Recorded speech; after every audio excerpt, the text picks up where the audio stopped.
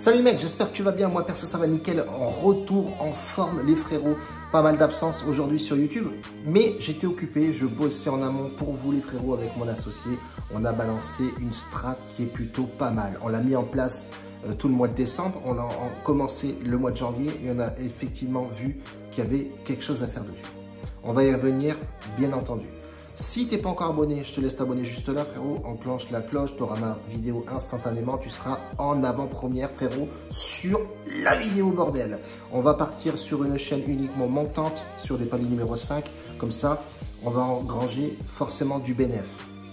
Donc reste bien jusqu'à la fin, je te balancerai le pronostic, on va voir le match qu'on a analysé et décortiqué. On n'analyse plus forcément le match, je t'expliquerai ça en amont, mais on a vraiment une strat qui est en place de folie. Je te laisse regarder ici, le bilan est plutôt pas mal. Franchement, honnêtement, j'ai mis une strat en place de folie, bébé. Et on a des très bons résultats. Et les mecs au VIP sont vraiment très agréablement surpris sur les résultats qu'on donne. On enchaîne des fois des 6 sur 7, des 7 sur 7. On enchaîne des matchs durant la journée où ça se passe, mais de folie. Et on fait plus forcément d'analyse poussée comme on a pu faire à l'époque. Oui, le joueur, ceci, là, machin, etc. Bon, effectivement, là, s'il te manque 5 joueurs clés, ok, mais on part uniquement sur la statistique de l'équipe et des matchs joués de ces équipes-là. Et tu verras qu'effectivement, on a du résultat. C'est quoi cette stratégie-là? La stratégie qu'on a mis en place, c'est pas nous qui l'avons inventé. On a juste adapté nos paris vis-à-vis de ces pronostics-là. C'est-à-dire qu'on a pris deux équipes, que ce soit l'équipe à domicile ou l'équipe extérieure. Il faut que ces deux équipes-là, enfin pas les deux en même temps, mais il faut qu'on sélectionne déjà l'une de ces équipes-là dans le match qui va et qui est susceptible de marquer un but en première mi-temps. C'est-à-dire que l'AS Roma, par exemple, joue avec la Sampdoria. Et si on voit effectivement que les statistiques de ces deux équipes-là ou l'une de ces deux équipes-là qui a pour habitude de claquer un but en première mi-temps, on va mettre notre bet là-dessus.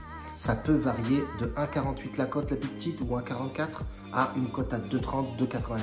On a déjà fait passer des cotes à 2,90, ils y craignent parce qu'on avait pisté qu'effectivement cette stratégie-là était adaptable sur ce match-là. Donc c'est tout con, mais il faut choper le bon match. Et pour choper le bon match, on a forcément des outils pour moi et mon assos. Donc du coup, on arrive forcément à se détacher et à trouver les bonnes équipes. Et souvent, durant le week-end, durant le jour, je sais pas moi, un vendredi, on va trouver 5 matchs. Le samedi, on va en trouver un seul. Le dimanche, on va en trouver 5. Enfin, voilà, ça varie, bien entendu. On a mis aussi une stratégie, on a mis aussi un bet analytics pour gérer les bankrolls des uns et des autres et surtout donner une probabilité sur les matchs et surtout une gestion de mise qu'on met en place en VIP durant les pronostics joués et surtout conseiller les mecs qui ont pour habitude de claquer de l'oseille comme ça pour se rattraper du match perdu, etc., etc. Donc pas mal de monde m'ont rejoint. Donc ça, je vous remercie beaucoup les frérots. Ça a augmenté vraiment en masse. La confiance est là, la gestion est là, est prise aussi individuellement avec plusieurs joueurs. On a bien vu que j'ai un mec, bon, je ne vais pas dire son nom, il va pas être trop content, mais qui a eu beaucoup de mal à gestionner sa bankroll parce que voilà, il partait à droite et à gauche choper des pronostics, mais il n'était jamais sûr de combien il fallait mettre en pourcentage de mise, etc., etc. Donc nous, on donne notre point de vue. Maintenant, s'il le respecte, c'est cool. S'il ne le respecte pas, eh bien, tant pis pour lui, il va perdre de l'oseille. Il faut une ligne de conduite, tout simplement. On te propose ça, si ça ne passe pas, ne va plus jouer. On te propose ça, ça passe, garde-le, on rejouera demain. C'est-à-dire qu'on pronostique 3 matchs, 2 sur 3 qui passent. Basta cousi, on arrête. On recommence toujours d'après. Les 3 sur 3 passent. Parfait, on ne joue plus. Et etc., etc. Que ce soit dans la victoire ou dans la défaite, on stoppe nos pronostics. Il faut une ligne de conduite, les frérots. Vous n'avez pas cette ligne de conduite-là, tu n'auras jamais de bénéfice. Tu passes cette ligne de conduite-là, tu vas perdre toute ton oseille. C'est aussi simple que ça, les frérots. C'est gestion de mise, comme tu gestionnes ton loyer, quand tu gestionnes ton électricité, etc., etc. Je ne vais pas te faire un schéma technique. Bref. En attendant aujourd'hui, les frérots, on a sélectionné un match pour notre premier palier de la montante number 1. On part sur le match du vendredi 21 et on part sur Francfort Bielefeld. ces deux équipes-là sont des équipes aussi qui sont portées sur l'attaque et l'avant. Attention, cette stratégie fonctionne sur tous les championnats d'Europe, les frérots. C'est-à-dire que je pars même dans les championnats suisses, etc.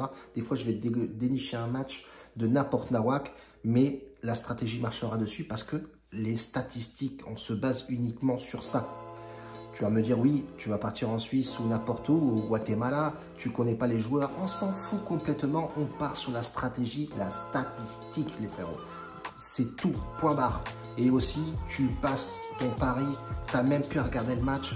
On s'en fout du score complet. On ne va pas mettre Bielefeld ou Stuttgart ou machin gagnant pour regarder le match tout le long et se faire égaliser 1-1 à la fin et que tu sois piné. Non, on part sur la statistique pure et dure, uniquement sur le but marqué en première mi-temps. Ça claque, on plie le game, frérot. Basta cosy, on se casse pas la tête à regarder le match.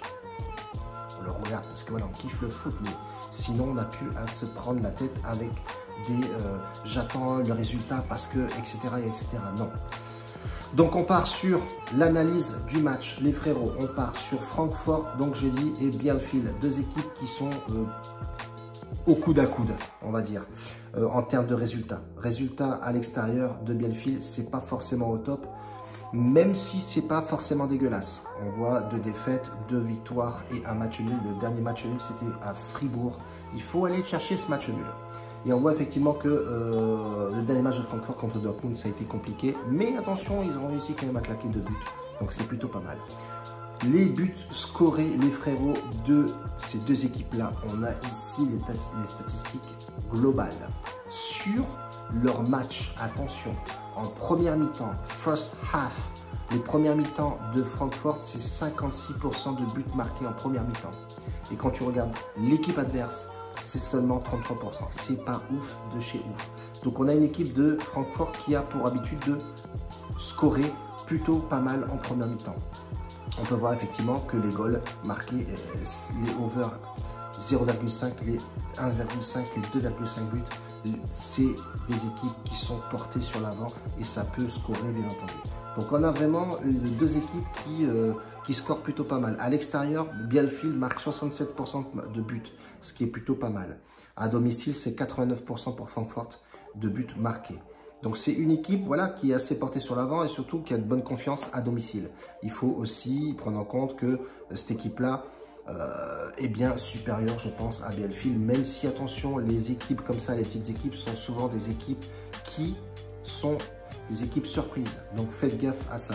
On va regarder à SofaScore un peu. Moi, j'aime bien aller voir un petit peu sur Sofa, voir un petit peu l'ambiance de l'équipe, voir si elle est bien notée, si les postes sont respectés. On voit effectivement que Rafael Santos Borré est un goleador de cette équipe-là est assez en forme en ce moment. Il est bien noté. On voit que Kevin Trapp aussi est pas mal. Et on voit effectivement que globalement dans l'équipe, ça reste quand même assez bien noté. Donc c'est assez en forme. Côté Bielefeld, on voit qu'à l'extérieur, même le dernier match et les notes de ses coéquipiers ne sont pas forcément ouf non plus. C'est pas une équipe extraordinaire. En termes de classement, on l'a bien vu. Voilà, c'est pas non plus les top 5. On voit que Bielefeld est relégable et sur la corde raide pour être relégable. Attention, Francfort doit faire absolument un beau match pour bien commencer le week-end. Pardon. Donc voilà, on a globalement ces deux équipes-là qui se connaissent forcément, qui jouent dans le même championnat, mais on a une équipe bien supérieure à l'autre. Et je pense que Francfort a de fortes chances de passer ce pronostic-là. Cote à 1,68, si ma mémoire est bonne, je te mettrai le ticket juste là avec notre bête. On va partir sur 100 balles posées dessus. Cote à 1,68, si elle passe, on gagne 68 €. On retire notre mise de départ et on enchaîne directement sur palier numéro 5. En espérant bien entendu que le pari passe. On a... Grosso modo, on est sur du 94% en ce moment de réussite sur ce pronostic-là. Alors, ça peut couaquer, ça peut ne pas passer, mais on sera toujours là pour rebondir, rebalancer un bet, bien entendu. Et on partira sur cette stratégie uniquement, les frérots. Donc, je te laisse, si tu veux venir nous rejoindre sur Telegram, ici même, nous rejoindre dans le VIP ou même dans le Telegram public, je t'invite fortement à venir et on va te poster tous les matchs, les résultats, bien entendu, là-bas. Je te fais une grosse bise et on se retrouve demain pour une nouvelle vidéo, frérot. Palier numéro 2, Inch'Allah, les gars, on se retrouve demain.